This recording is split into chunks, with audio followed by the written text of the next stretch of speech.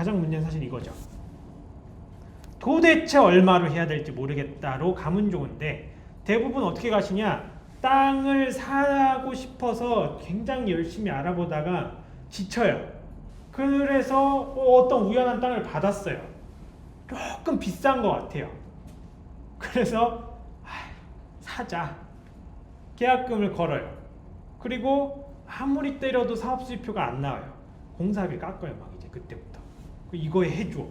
라고 하고 나중에 결국 멀쩡한 시공사한테 견적을 다 받으면 A상초 목표했던 견적이 오바되니까 이사는 핫바리 시공사 가져와서 그 개고생을 해서 준공을 해요.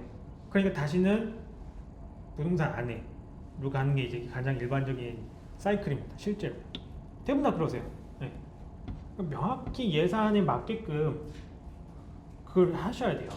그러니까 공사비를 이게 엑셀로만 장난치시면 안 되는 게 잘 보셔야 되죠. 1000만 원, 뭐 900만 원, 800만 원 이렇게 보시면 안 되고 일단 평당 공사비가 왜 위험한지는 제가 몇 번 말씀드렸기 때문에 간단하게만 다시 말씀드리면 똑같이 다 24제곱미터예요. 보면 바닥 면적은 8평. 근데 이걸 전개도로 다 짝에서 외벽에 대한 면적을 구해보면 얘는 60이고 얘는 84고 얘는 66이에요.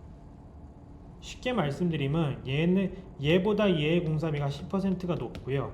얘는 얼마니? 이거 한 40% 높은 거예요. 똑같은 면적인데 건물 형상에 따라서. 그러니까 여러분 되게 주의하셔야 된다는 거예요.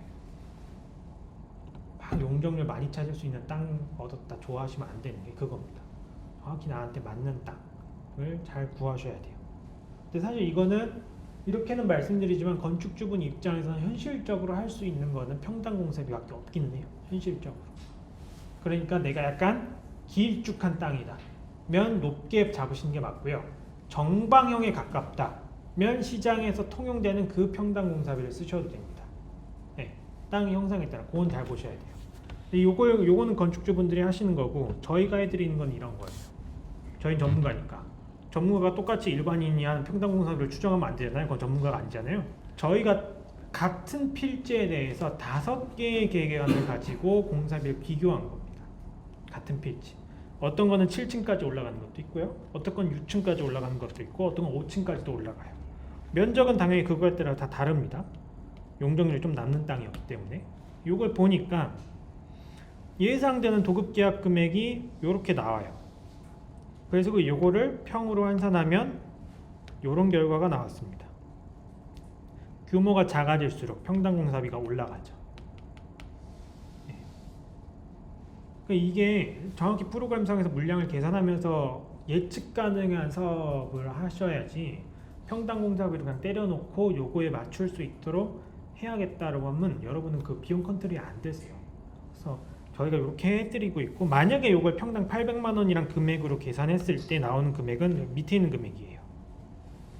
그럼 이 평당이랑 위에 있는 도급계약의 금액이랑의 차이를 나타낸 게 아래에 있는 겁니다. 만약에 이걸 평으로 계산하셨으면 3억, 2억 4천, 2억, 4억의 돈이 차이가 나는 거예요. 면적이 그만큼 줄어든 걸 고스란히 그것만 반영했기 때문에. 근데 5층, 6층짜리가 5층으로 낮아진다고 해서 평당 1000만 원이어서 그 빠지는 면적만큼 그대로 빠지지 않거든요. 절대. 물량 기반으로 빠지지.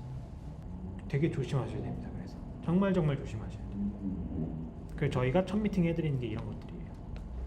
정확한 규모 산정이랑 실현 가능한 시나리오를 다 정해서 봤더니 예상되는 평당 공사비가 어느 정도다. 맞추실 수 있겠냐. 여기에.